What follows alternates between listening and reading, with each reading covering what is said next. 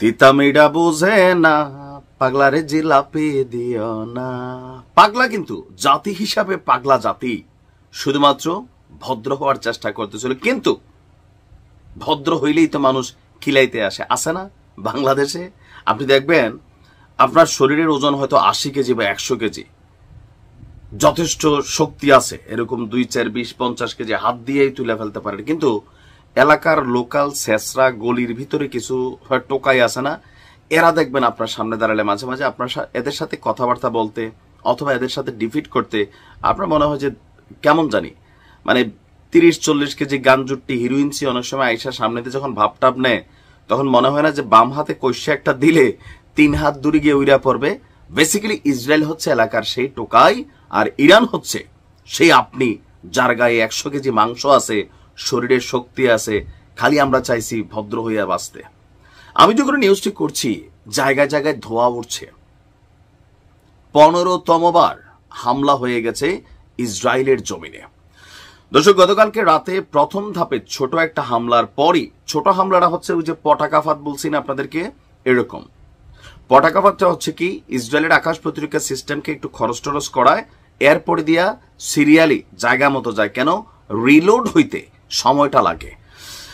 ক্ষেপণাস্ত্র এবং শতাধিক ড্রোন দিয়ে আবারও একযোগে ইসরায়েলের খুবই গুরুত্বপূর্ণ বন্দরনগরী শহর হাইফা, আমাদের চট্টগ্রামকে যেমন ধরা হয় বাংলাদেশের জন্য যে আপনার অর্থনৈতিক কলিজা, তো ইসরায়েলের অর্থনৈতিক কলিজা হচ্ছে হাইফা, এবং রাজধানী তেল আবিবে নতুন করে ক্ষেপণাস্ত্র হামলা চালিয়েছে ইরান। ইরানের রাষ্ট্রীয় গণমাধ্যমের বরাত দিয়ে আল জাজিরা বলছে যে আপনার আইআরজিসি, যাদের হৃদয়ে রক্তক্ষরণ হচ্ছে কারণ তাদের প্রধান, সাব প্রধান, গোয়েন্দা প্রধান, 3 জন প্রধানকে শাহাদাত করা হয়েছে, সেই আইআরজিসি বলছে যে ইসরায়েলের হাইফা এবং তেল আবিবে বড় ধরনের অভিযান চালিয়েছে ইরান। লক্ষ্যবস্তু কি? সামরিক এবং সামরিক শিল্প সম্পর্কিত কেন্দ্রগুলোর বিরুদ্ধে একটি সমন্বিত ক্ষেপণাস্ত্র এবং ড্রোন হামলা শুরু হয়েছে। সমন্বিত শব্দটা কেন বলছে আবারও বলি, ইরানের পটাকা ফাঁদ, যে আপনার একটা যখন থাকেন আমরা ছোটবেলা হাডুডু খেলতাম বা কেরিকেটি খেলতাম, ওইরকম আর কি, যে আপনি একজনকে ধরতে যাবেন আরেকজন দৌড় দিয়ে ঢুকে যাবে, এই কারণে সমন্বয় করে আপনার এই হামলা চালানো হয়েছে। ড্রোন অভিযান চলমান রয়েছে, যেখানে 100টিরও বেশি ধরনের যুদ্ধ এবং আত্মঘাতী ড্রোন ইসরায়েলের বিরুদ্ধে হামলায় ব্যবহার করা হয়েছে।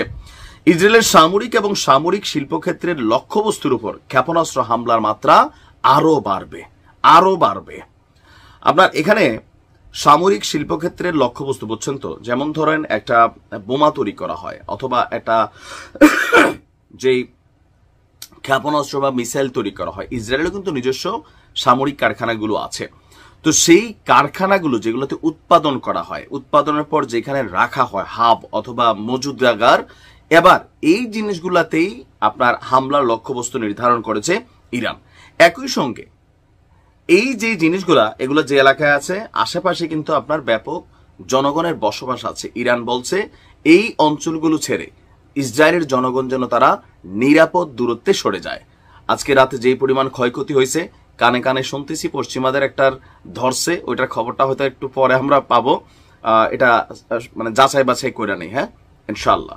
তো আজকে রাতের এই হামলায় ইরানের দাবি যে তাদের 80% ক্ষেপণাস্ত্র আপনার ইসরায়েলের অভ্যন্তরে প্রবেশ করেছে। এটা ইনশাল্লাহ 100% হবে, খেলা হবে। গুড মর্নিং, শেষে দিলাম ঈদ মোবারক।